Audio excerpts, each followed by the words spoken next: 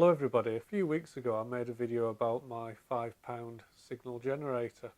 Well, at the same radio sale I also bought a £5 oscilloscope.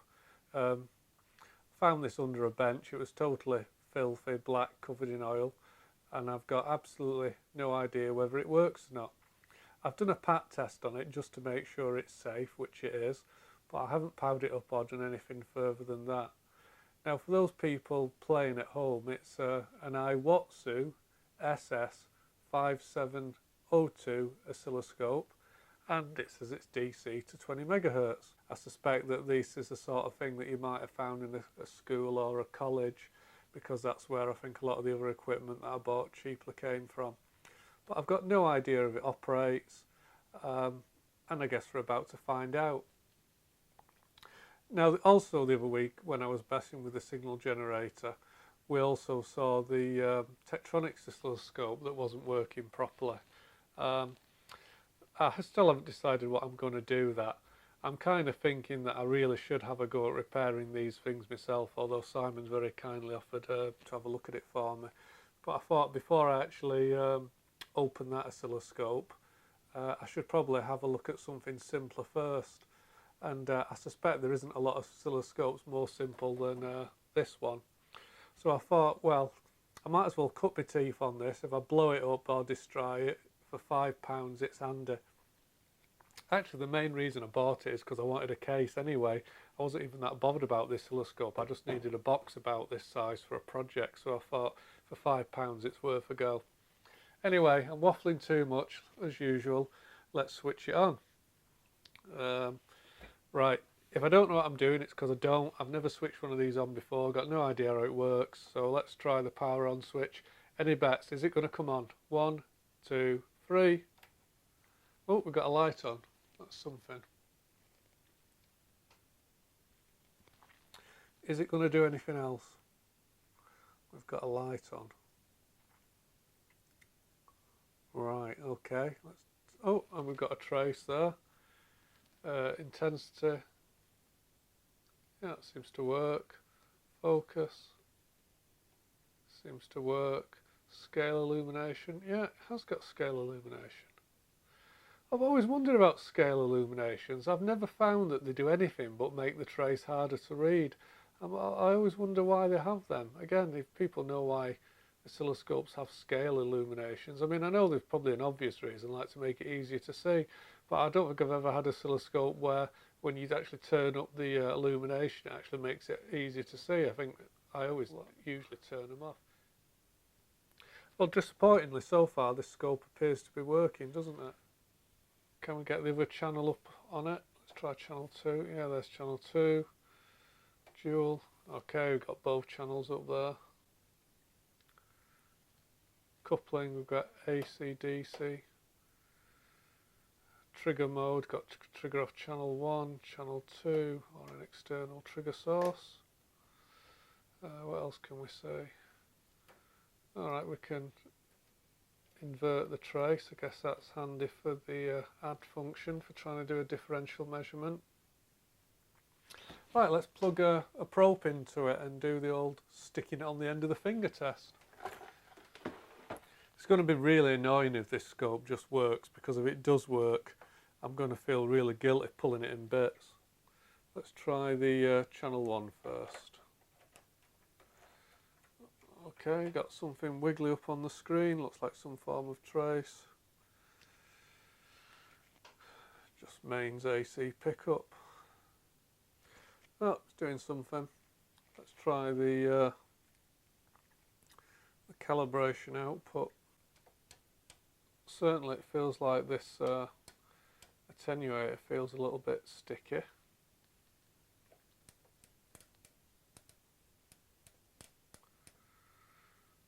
I was going to say it doesn't seem to want to trigger. Let's what are the trigger settings? Channel 1.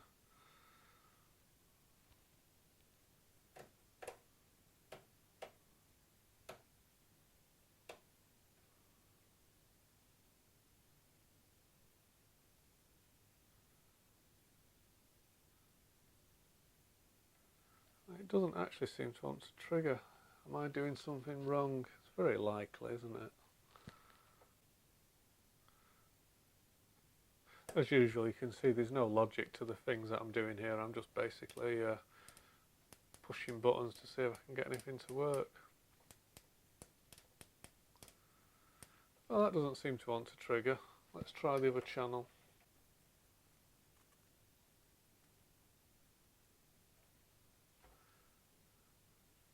Seems like it almost wants to trigger, but not quite.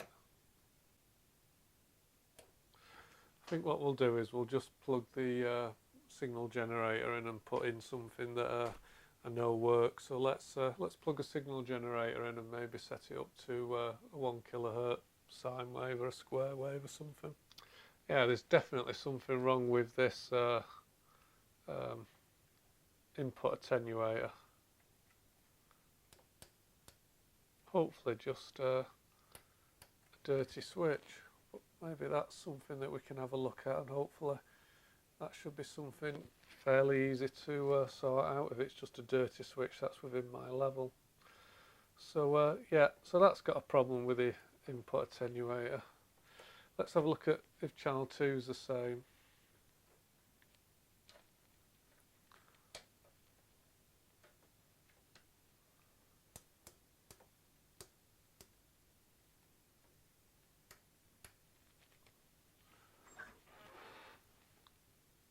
It seems equally wonky.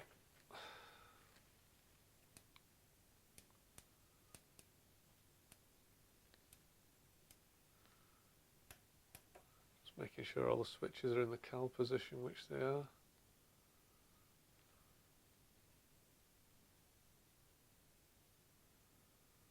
So I think we have got a fault. Just check, have I got a triggering on channel 2? Yeah. What I think I'll do is I'll upload this video first, and what I'll do is I think I'll go and find the manual and read that.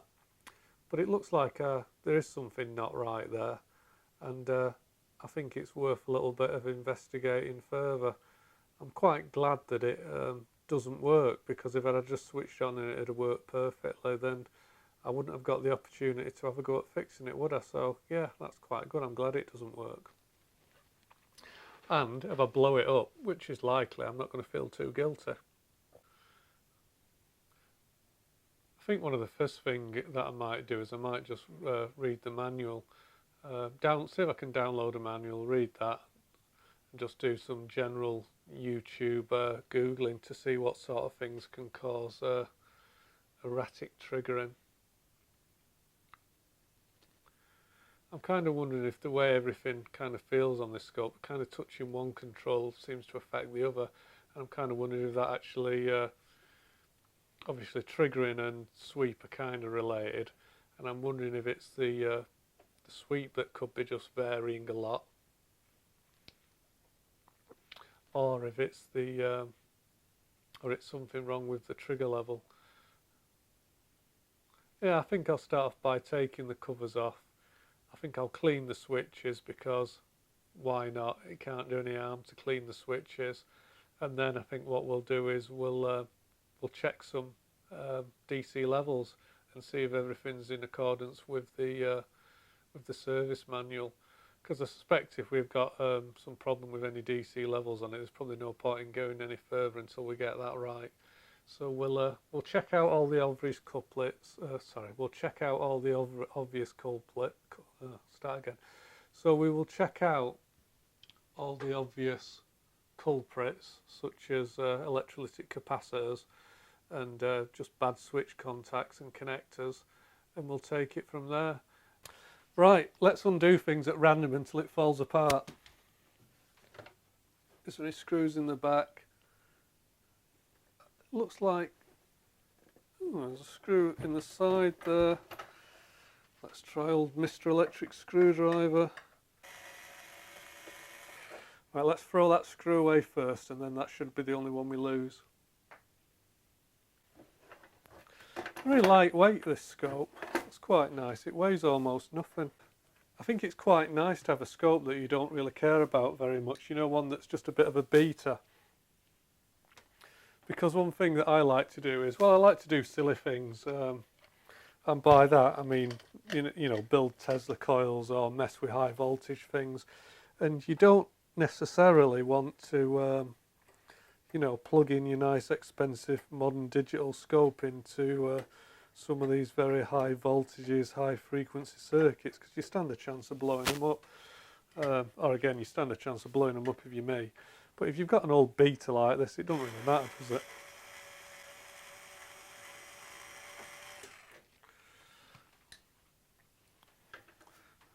Okay, feels like the cover's loose. Let's see if we can take the cover off without me putting my hand on something that's got some really highly charged capacitors. Is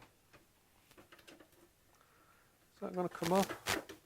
Feels a bit loose.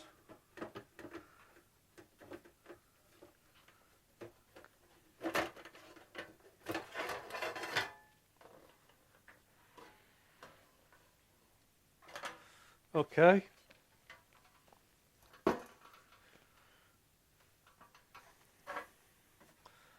Just looking at the cover, it looks as though it may have got damp at some point.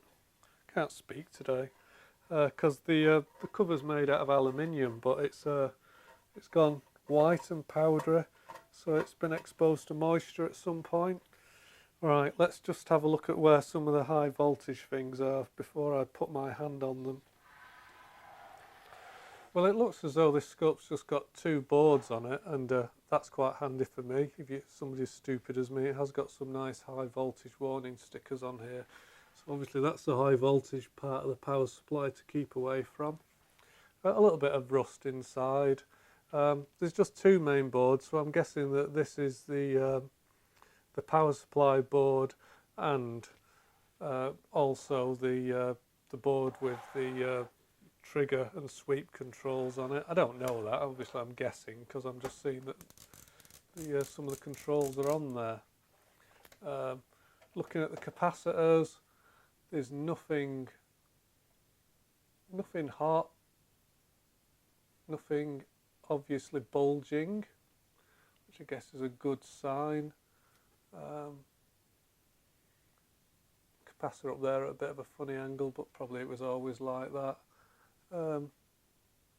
Yeah, I mean the capacitors look in good order. I wonder what make they are. Are they anything we would recognise?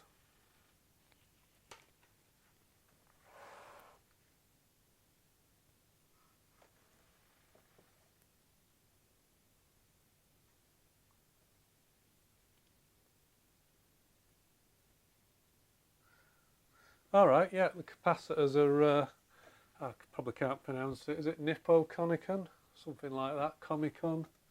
Or is that a comic convention? I can hardly read that. It's very tiny writing.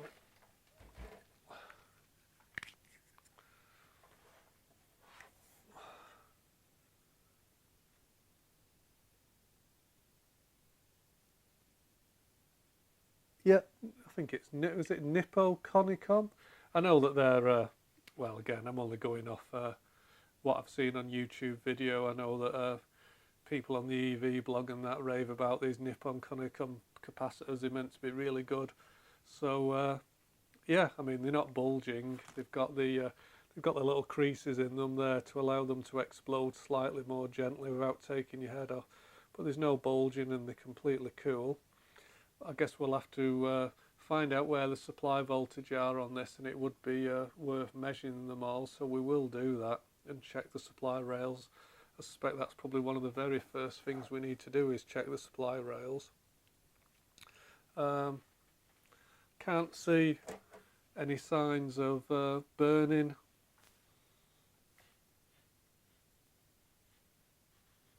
Doesn't smell of anything nasty.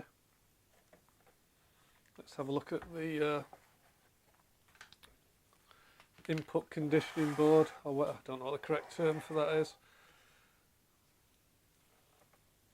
Okay, just a bit of a close-up of the input conditioning board for channel 1 and channel 2. Can't see anything obviously burnt or wrong in there. These input attenuators though were jumping around before, so I think it would be worth giving them a clean. Certainly wouldn't do any harm. just looking at them, they do look a little bit grubby, but I guess so would you after all these years. Seeing as we've got it open, let's just clean all them. Before I do too much work on this oscilloscope, I think I need to find out a little bit more about where some of the high tension supplies are before I put my hand on something I shouldn't. I suspect they don't. I mean, there's certainly a high voltage warning over there, but I better be a little bit careful before I put my fingers on something I shouldn't. But I'll give all these a clean because they were bouncing around a little bit.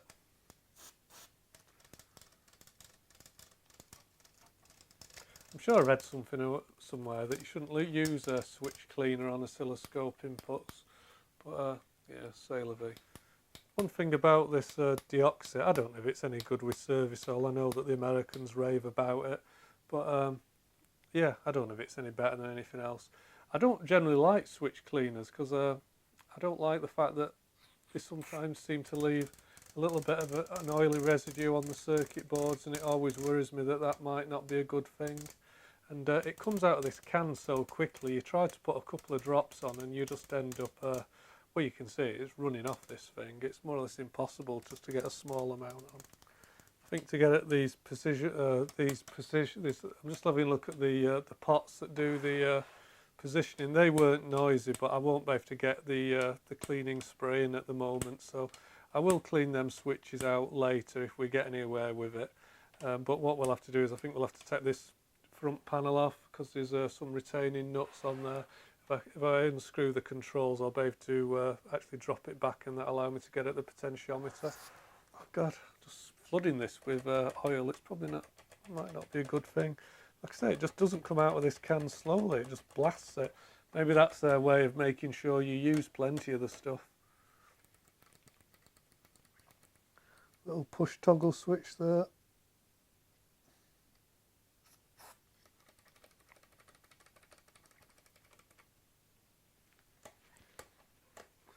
Another selector switch down there at the bottom. While I'm at it, I might as well try and just seat some of these connections. Again, not expecting anything wrong with these, but if I do it now, it might just help stop me chasing my tail. There's one. Quite nice, these. They've got little, these connectors have actually got like little I don't know, little latches on them. Seem to be quite well manufactured. Right, what have we got on this side? So we've got the sweep mode control, we'll give that a clean. Coupling control, we'll give that a clean. We'll give, what's that? Alright, the source, channel 1, channel 2 external, let's give that a clean.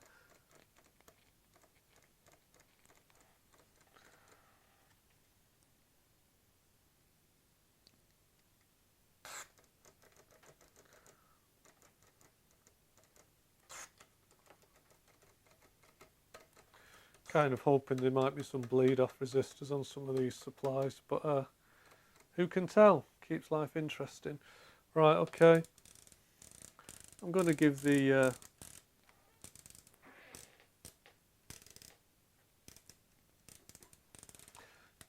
sweep frequency a little bit of a clean.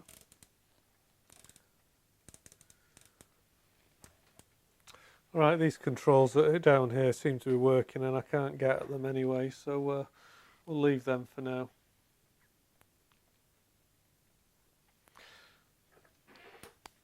I'm not expecting, just so you know, I'm not actually expecting spraying this Servicol all over everything to actually really fix anything. The only reason I'm doing it is because from past experience you can spend a lot of time chasing your tail trying to find problems caused by dirty switches, and of course just because I've cleaned them doesn't mean that I still won't have a problem with dirty switches, but I do think it's often worth just trying to hedge your bets, as it were. So, you know, give them a clean now, and yeah, it might just help. And I think that probably I shouldn't do any more now. I think the only thing that I should do now is go and download the manuals so I can actually start trying to at least have a guess at the part of the circuit that might be causing the problem. I mean, my initial thoughts are that I need to find the service guide and see what it says about triggering, which components are used in the triggering, and have a look at that first. But I'm also wondering if that could also be a problem with the stability of the sweep frequency that could be causing them trigger problems. Again, not sure, no idea, but we will find out. So with that, I think I'll leave it and say thanks very much, and yeah, what do I do next?